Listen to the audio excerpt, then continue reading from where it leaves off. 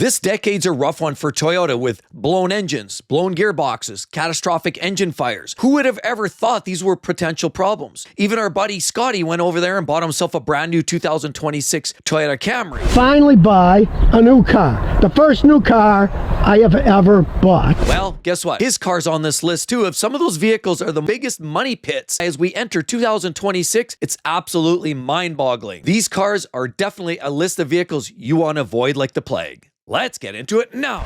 Life's too short to drive boring cars. Up to this point, you could almost buy any Toyota and you would be absolutely out of the woods. Things would be reliable, they'd run hundreds of thousands of miles, but unfortunately, now you'd be kind of wrong because there's some models definitely you want to avoid. Now, first of all, we want to talk about one specifically that actually alleges a class action lawsuit to a vehicle with the new UA80 gearbox. That's their 8-speed automatic transmission. Sadly, I even own one of those Camrys myself. It's in the Toyota Camry from roughly 2017 to about 2024.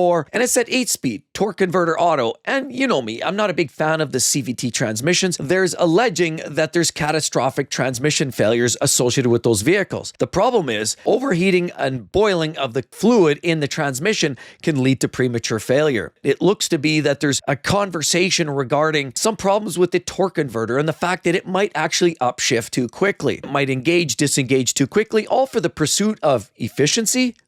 That's what these manufacturers are always trying to do, trying to find vehicles and make their vehicles more fuel efficient to satisfy the EPA, CARB standards. They want to reduce the emissions and the fuel consumption. Unfortunately, this is what we have now. Vehicles that are short shifting, trying to shift down way too quickly, and you're having a situation where the transmissions, 8-speed, 9, 10-speed transmissions, we're hearing it across the industry where we're seeing a lot of failures. Way too much movement because they're always trying to find that sweet spot. Whatever happened to the 5-speed, 6-speed automatics that we knew and loved even 5 or 8 years ago? Well, guess what? Largely they're gone. But unfortunately, if you're an owner of one of these vehicles, there's a high possibility you may be in line for a possible transmission failure. This all stemmed from a customer who owns a 2020 XSE Camry, bought it in Nevada and enjoyed it because thinking at 80,000 miles, it was very, very low risk to buy. And everybody would assume that a Camry could be running 253, 400,000 miles without even batting a lash. But unfortunately, this customer realizing that there's starting to become problems. And some of these problems then lead into some of these catastrophic failures that we just speak of. So if you are in fact an owner of a 17 to 24 Toyota Camry, you may want to check out your VIN because there's definitely going to be some recalls likely coming down the chute. Check NHTSA, pull up your VIN, and hopefully your car is excluded from this issue. The next Toyota is one that was looked at with much disdain. We know that the Toyota Tacoma was one such vehicle that a lot of the off-roaders were absolutely loving and couldn't get their hands on it. Wetting their lips over the very idea that they were going to potentially see a brand new fully redesigned Tacoma. Unfortunately, a lot of these vehicles now we're starting to find they've swapped them out. Of course, no longer do you get the V6 or the infamously reliable naturally aspirated 4.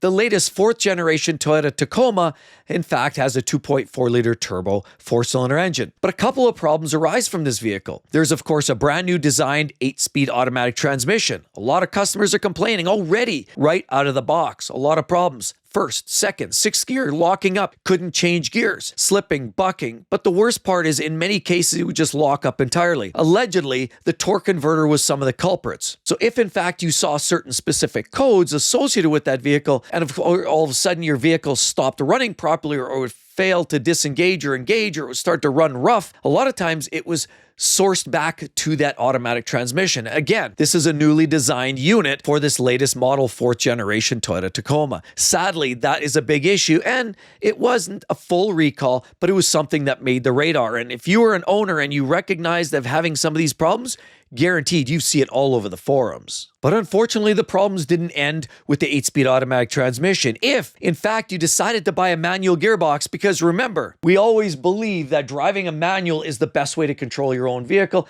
I've always loved manual gearboxes, and I think most gearheads like you and I really do love driving a manual. Some people like the autos, but let's be honest, for maximum engagement, manual's the way to go. And in most cases, manual transmissions are far more reliable. There's far less to go wrong. That said, And the latest generation, 4th generation Toyota Tacoma had yet another issue with the 6-speed manual gearbox. That's right. In fact, shift fork related problems, misalignment, allegedly could lead up to problems with 2nd, 4th, or 6th gear because they share a linkage. Unfortunately, there was as many as 41,000 vehicles that had this problem with rough shifting or misalignment, or they just wouldn't shift at all. Once you get that sorted, likely you're going to be welcome to a vehicle that is ultra reliable, because manual gearboxes are just simply the most reliable you can get. If you know how to work the clutch, you know how to work the gearbox, generally they can last a long time. But again, as always, it comes down to quality control in the factory, quality of parts. Does this align with Toyota's values? I'm not sure. I love driving manual, and that's probably still the way I would go as opposed to the new 8-speed auto. But that being said, the Toyota Tacoma has had its share of problems. Now, the next vehicle that makes the radar, unfortunately, is a major fire risk. And yes, our buddy Scotty bought such a vehicle.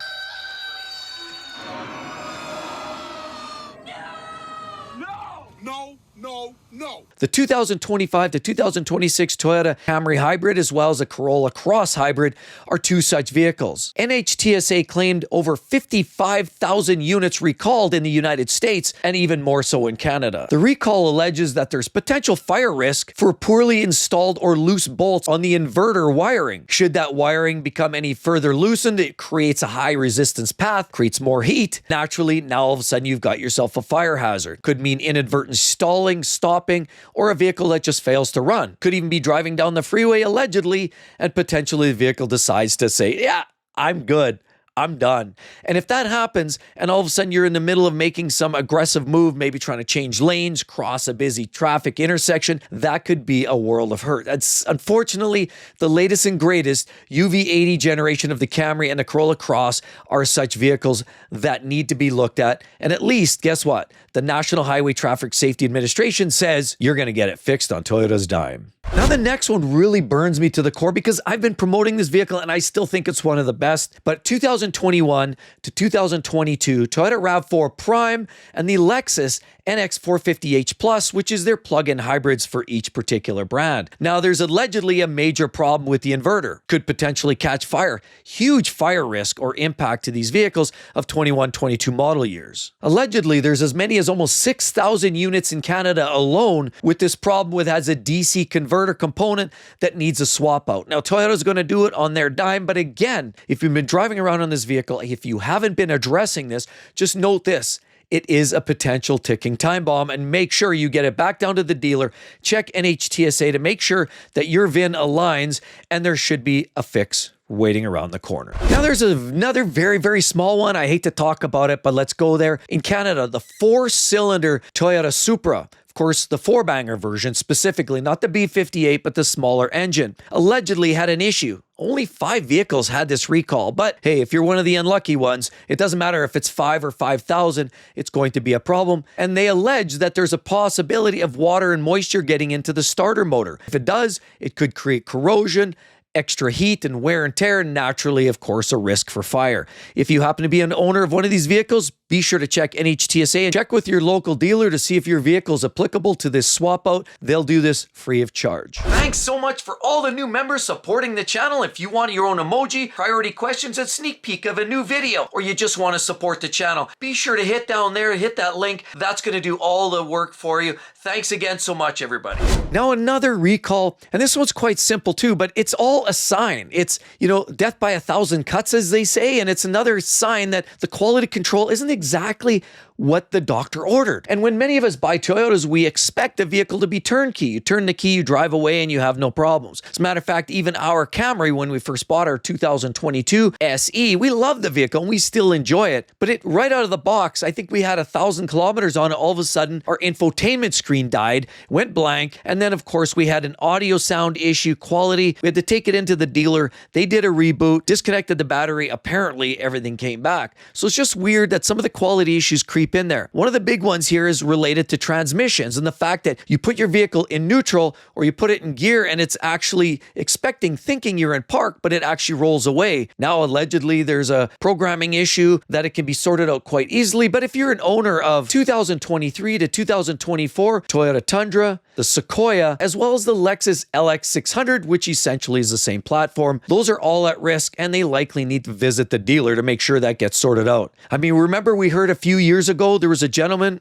Oh, please drop in the comments section below. I'd love to hear it because I can't remember his name, but it had to do with a Jeep. I think it was a Grand Cherokee or something. And he was an actor. And I can't remember what show, what movie or what, but he had gone out, put his vehicle in what he thought was park, and he went out to open a gate and the vehicle rolled forward because it wasn't fully engaged or disengaged, and it crushed him. And unfortunately, he lost his life. But unfortunately, this is as minor as a problem as it seems. It can lead to some major, major issues. What if you live in San Francisco or some other major city where you're on hills, that vehicle just rolls away? That's the last thing you want. That's a huge insurance claim against you. There's another one. I really hate to kick a dead horse, and that's why I truly believe some of the older generation, and I'm not old fuddy-duddy, I like some of the new tech. I think plug-in hybrid with a powerful, naturally aspirated engine are actually fun, and it adds to the driving excitement and some of the efficiency. But some of this technology has gone too far, but not just the technology. Unfortunately, during the process of redesigning some of these vehicles, some of these manufacturers, unfortunately, have failed to follow what they're traditionally done with quality control, in my own personal opinion. We look at Toyota, some of their older V8s have been bulletproof. Their older V6 3.5s, bulletproof. Some of their older four-cylinders, bulletproof. But things are changing, and we're seeing more and more problems in some of these redesigns, like that new V35A. Well, it's hardly new anymore because that's the next recall. With over 126,000 vehicles currently on the list of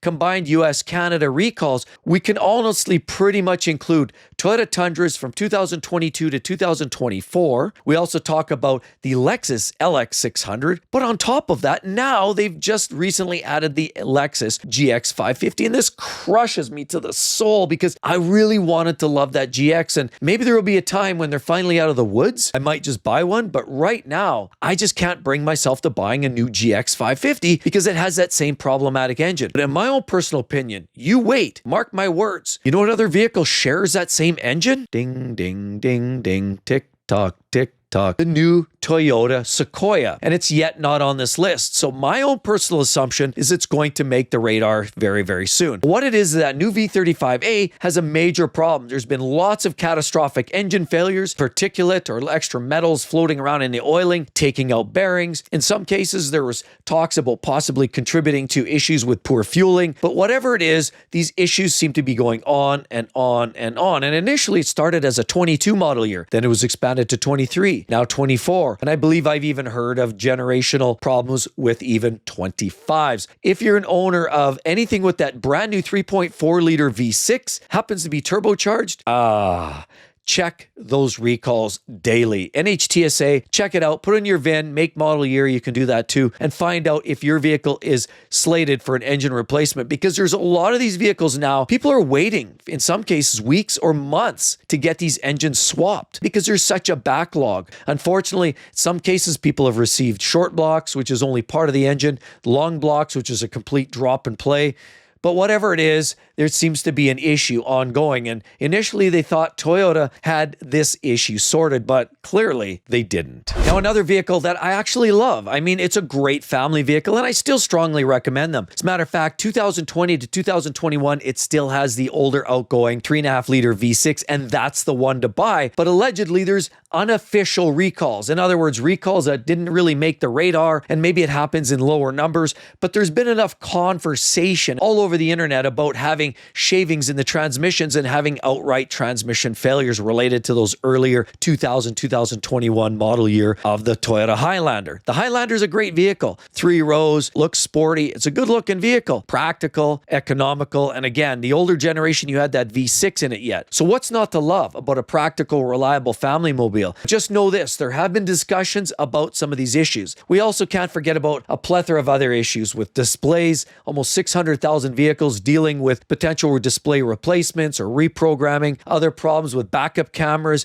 or backup lights and rear tail lights that get fog in them that fail out. There's a plethora of little nickel and dime issues too, but I'm not going to go there because this isn't really about kicking the horse, and I certainly don't want to crap on the brand. We love our Camry. We have a 2022, and I do believe Toyota still makes one of the most reliable cars on the planet. Unfortunately, it feels like this last decade has been a really, really tough one for the brand. With that said, be sure to check out right there the only 3 Toyotas I would actually buy this year. They are made in Japan. Hope to see each and every one of you real soon, everybody.